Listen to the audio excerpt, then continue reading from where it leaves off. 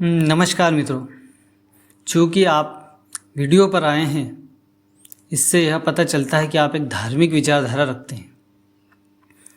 चलिए अब मैं आपको स्वामी जी की वो खास बातें बताऊंगा जो हमें उनकी ओर आकर्षित करती है। स्वामी विवेकानंद जी के बचपन का नाम नरेंद्र दत्त था, ये तो आपको पता ही होगा। स्वामी विवेकानंद जी की स्मरण शक्ति इतनी तेज थी कि वह बड़ी से बड़ी पुस्तकों को चंद मिनटों में पढ़कर याद कर लेते थे। यदि कोई व्यक्ति उस पुस्तक के बारे में कुछ भी पूछता, वह तुरंत उसका जवाब दे देते थे। स्वामी विवेकानंद जी के मन में बचपन से ही ईश्वर का साक्षात्कार करने की प्रबल इच्छा थी। उनकी यह इच्छा तब पूरी हुई जब उनके जीवन में रामकृष्ण परमहंस का आगमन हुआ। श्री रामकृष्ण परमहंस ने स्वामी विवेकानंद जी को आत्मज्ञान दिया। उससे उनके मन की ईश्वर से मिलने की एक इच्छा पूरी हुई। स्वामी विवेकानंद हमेशा दूसरों की सेवा करने में रुचि रखते थे। इसी कारण वह रामकृष्ण परमहंस के प्रिय शिष्य बने। गुरुदेव के देहांत के बाद मात्र 25 वर्ष की आयु में ही विवेकानंद जी ने गेरुआ वस्त्र धारण कर लिया था और वह पैदल ही भारतवर्ष की यात्रा पर निकल पड़े थे।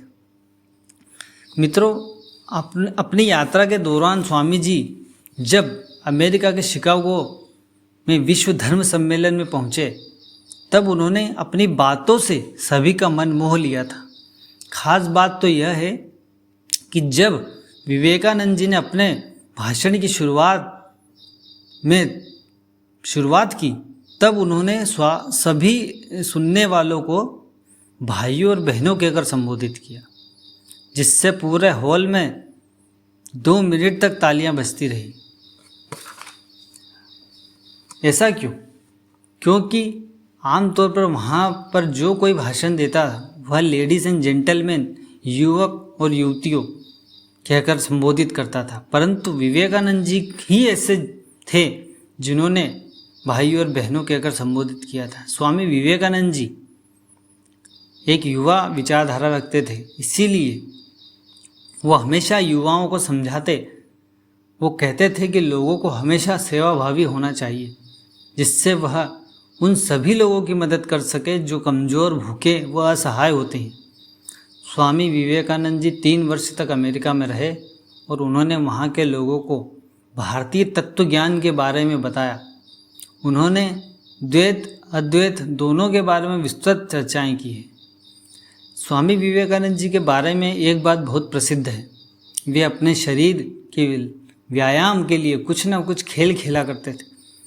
उनका मानना था कि शरीर स्वस्थ रहेगा तभी वह अच्छी तरह से लोगों की सेवा कर पाएंगे और आत्मज्ञान की तरफ उन्हें लेकर जाएंगे।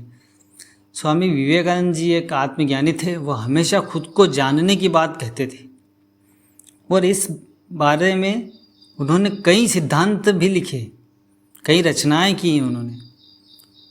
स्वामी विवेकानंद जी का जन्म 12 जनवरी 1863 और देहांत 4 जुलाई 1902 को हुआ था। स्वामी विवेकानंद जी ने बहुत ही कम समय में अध्यात्म की परम ऊंचाइयों को छू लिया था। मित्रों, स्वामी विवेकानंद जी ने भारतवर्ष को ऐसी रचनाएं प्रदान की है, यदि कोई व्यक्ति इन सभी रचनाओं को ध्यानपूर्वक पढ़े तो वह निश्चय ही मुक्ति क्या होती है जान पाए। लेकिन इस देश के अधिकांश लोग बातें ज्ञान की करते हैं, परंतु ज्ञान की बातें कभी पढ़ते नहीं। स्वामी जी ने राजयोग, ज्ञान योग व योग जैसी रचनाएं हमें प्रदान की है। स्वामी जी के बारे में कहा जाता है कि वे मात्र 2 घंटे ही सोते थे और प्रत्येक 4 घंटे के बाद एक झपकी लिया करते थे, क्योंकि वह सोने से ज़्यादा अपने काम को महत्व देते थे। स्वामी जी ने 1 मई सन 1890 में रामकृष्ण मिशन की स्थापना की।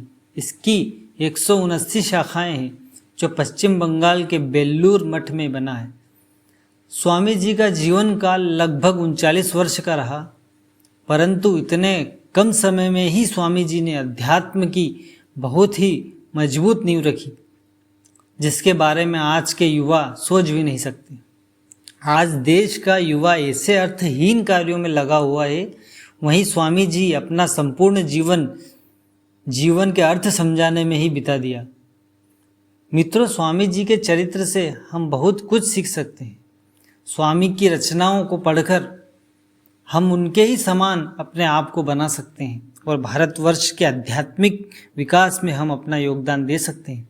मात्र स्वामी जी के बारे में पढ़ने से काम नहीं चलेगा। अगर हमें आगे बढ़ना है तो मुक्ति, धर्म, ज्ञान आदि के बारे में जानना है तो उनके बताए मार्ग पर चलना होगा।